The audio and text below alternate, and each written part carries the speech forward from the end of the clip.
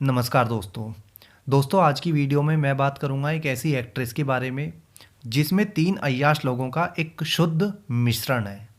ये बॉयफ्रेंड के मामले में सुष्मिता सेन को टक्कर देती है तो शादियों के मामले में मान्यता दत्त को। इससे अलग जो है इसमें जितेंद्र के गुण भी मौजूद हैं, लेकिन कैसे वो भी मैं आपको आज बताऊंगा इस वीडियो में। इनका नाम है सुमन रंगनाथन। सुमन रंगनाथन हिंदी फिल्मों में भले ही बहुत बड़ा नाम नहीं हो, लेकिन साउथ की फिल्मों में सुमन रंगनाथन एक बड़ा नाम है और जाना पहचाना नाम है। सुमन रंगनाथन का जन्म हुआ 26 जुलाई 1974 को बेंगलुरु में। शुरुआती पढ़ाई के बाद कॉलेज भी जो है सुमन ने बेंगलुरु से ही किया था।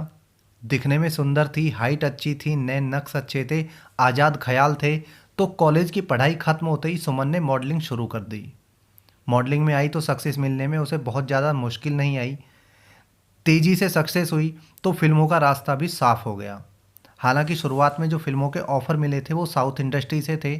मॉडलिंग में बहुत पॉपुलर हो गई थी तो पहली फिल्म मिली 1989 में सीबीआई शंकर, जो कि एक कन्नड़ा मूवी थी। पहले एक, फिर दो, फिर तीन, इसी तरह फिल्में मिलती चली गई और सुमन रंगनाथन इंडस्ट्री का एक जाना पहचाना नाम बन गई। तमिल, मलयालम, कन्नड़ा, तेलुगु हर भाषा की फिल्में की और सभी जगह अपना एक अलग मुकाम बनाया। इसके बाद हिंदी फिल्म करने का मौका मिला 1996 में फिल्म फरेब में, जिसका एक गाना काफ़ी ज़्यादा चर्चा में भी रहा था। फरेब को महेश भट्ट ने डायरेक्ट किया था और पहली फिल्म को रिस्पॉन्स भी जो है ठीक ठाक मिला था, फिल्म हिट हुई थी। सुमन अब जो है साउथ के साथ साथ हिंदी फिल्मों में भी अपनी पहचान बना रही थी। पहली फिल्म के हिट होने का नतीजा ये रहा कि सुमन को हिंदी में भी जो है धड़ाधड़ फिल्में मिलने लगी। आंखों में तुम हो, हत्यारा, आ अब लौट चले, एक स्त्री, आगाज, कुरुक्षेत्र फिल्में मिल तो रही थी, लेकिन ये सारी फिल्में क्या हुआ कि फ्लॉप हो रही थी। हालत ये हो गई कि सुमन धीरे धीरे लीड एक्ट्रेस से जो है कैरेक्टर रोल प्ले करने लगी। मुझे मेरी बीवी से बचाओ, हम तुम्हारे हैं सनम और बागबान जैसी फिल्मों में सुमन ने साइड रोल प्ले किए, जिससे इक्का दुक्का फिल्म के हिट होने का सुमन के कैरियर पर कोई खास जो है फ़ायदा नहीं हुआ। उसके बाद हिंदी में फिल्में मिलनी भी कम हो गई। एक तरफ फिल्में फ्लॉप पे फ्लॉप हो रही थी तो दूसरी तरफ सुमन के बॉयफ्रेंड भी बदलते जा रहे थे। हर महीने, हर साल, हर 2 साल में इसके बॉयफ्रेंड बदल रहे थे। जहां सुमन की चर्चा उसके काम को लेकर होनी चाहिए थी, वहां चर्चा उसके बदलते बॉयफ्रेंड को लेकर होने लगी थी। कहा जाता है कि जब सुमन मॉडलिंग के दिनों में थी तब वह जो है फरहान अख्तर को डेट कर रही थी। फरहान अख्तर सुमन को लेके काफ़ी ज़्यादा सीरियस था, लेकिन सुमन अपनी रिलेशनशिप को ओपन रखना चाहती थी। सुमन एक आज़ाद ख्याल लड़की थी, अपने आप को किसी रिश्ते में बांध के नहीं रखना चाहती थी। यही कारण था कि सुमन और फरहान अख्तर का जल्दी ही ब्रेकअप हो गया।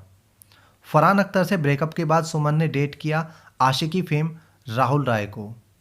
राहुल राय की से हालांकि सुमन का रिश्ता जो है बहुत ज़्यादा लंबा नहीं चला था और जल्दी ही दोनों अलग हो गए थे। राहुल रॉय के बाद नंबर आया फिल्म प्रोड्यूसर उरू पटेल का।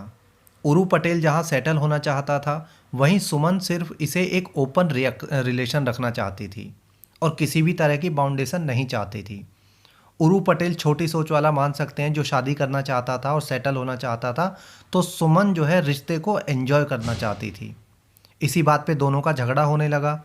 झगड़ा इतना बढ़ गया था कि झगड़े की चर्चा जो है मीडिया में भी आने लगी थी। सुमन ने उरू पटेल पर मीडिया में आरोप लगाया कि उरू पटेल जो है एक साइको है और उसे बाउंडेशन में रखना चाहता है। वहीं उरू पटेल ने मीडिया में सुमन और अपनी बातचीत की ऑडियो टेप रिलीज कर दी, जिससे ये रिश्ता बहुत गंदे तरीके से खत्म हुआ। उरू के बाद सुमन की लाइफ में आया गौतम कपूर, जो पेशे से एक डिजाइनर था।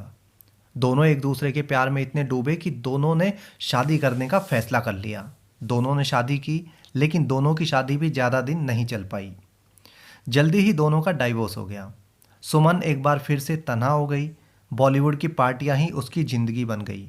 इन्हीं पार्टियों में एक दिन मुलाकात हुई बंटी वालिया से। बंटी वालिया वैसे तो एक फिल्म प्रोड्यूसर है, लेकिन सलमान और सोहेल का ना सिर्फ दोस्त है बल्कि एक कंपनी में उनका पार्टनर भी है। बंटी वालिया से मुलाकात को कुछ ही दिन बीते थे कि सुमन और बंटी दोनों ने शादी कर ली। बंटी वालिया जहां 40+ था, वहीं डाइवोर्सी भी था। तो दूसरी तरफ सुमन भी डाइवोर्सी थी और उसके कई रिलेशनशिप रह चुके थे। दोनों एक दूसरे के लिए सीरियस थे और दोनों ने 2005 में शादी कर ली। लेकिन इनकी शादी भी बहुत ज़्यादा अच्छी नहीं चली और 1 साल बाद ही बंटी ने कोर्ट में सुमन के खिलाफ डाइवोर्स केस फाइल कर दिया। मीडिया ने जब डाइवोर्स का कारण पूछा तो बंटी ने बताया कि उसकी वाइफ के एक्स्ट्रा मैरिटल अफेयर्स हैं, जिसके कारण वह तलाक ले रहा है। इसके साथ ही बंटी ने बताया कि उसकी बीवी सुमन का उसके कजन भाई के साथ भी अफेयर है। उसके भाई के साथ उन्होंने आपस में एक दूसरे को कई बार गलत हरकत करते हुए रंगे हाथ पकड़ा था। बंटी ने जब दोनों की कॉल डिटेल निकलवाई तो सबसे ज़्यादा कॉल उसके भाई के साथ में थी और कॉल टाइम 4-4, 5-5 घंटे का होता था। जिस रात बंटी वालिया घर पर नहीं होता था, उस रात सुमन अपने कजन भाई को रात में अपने घर पर बुला लेती थी। बंटी ने आगे बताया कि सुमन अपने कजन भाई के साथ में जो है लेट नाइट पार्टीज पर जाती थी, डिस्को में जाती थी, नाइट आउट करती थी और जब पूछा जाता तो उसे भाई कह के उल्टा झगड़ना शुरू कर देती थी। सुमन का बिहेवियर अपने भाई के साथ भाई वाला था ही नहीं, उनका रिश्ता कुछ अलग था, बहुत अलग। बंटी वालिया ने आगे बताया कि वो कोई बच्चा नहीं था और सब कुछ समझता था, सब कुछ देखता था अपनी आंखों से। यही नहीं, सुमन के अपने कजन के अलावा उसके खुद के जिम ट्रेनर के साथ भी अफेयर था। जब कॉल डिटेल निकलवाई गई थी तो पता चला ट्रेनर और सुमन ने हर रोज एवरेज 1.5 घंटे से ज़्यादा बात की थी और हर रोज कम से कम 4-5 कॉल एक दूसरे को की थी। बंटी वालिया ने एक किस्सा भी मीडिया में शेयर किया था कि एक बार वह सुमन को लेकर किसी फिल्मी पार्टी में गया था। सोचा था कि साथ में टाइम स्पेंड करेंगे, लेकिन वहां जाकर भी उसी ट्रेनर से फ़ोन पर बातें करती रही।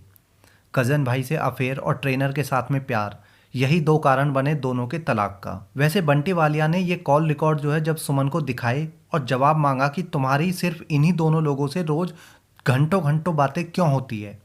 सुमन ने बिना कोई जवाब दिए सीधा अपने पति का घर छोड़ दिया और अपनी मदर के घर आ गई।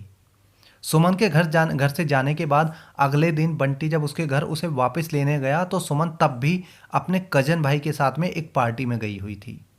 यही सब देखकर बंटी ने तलाक लेना ही बेहतर समझा।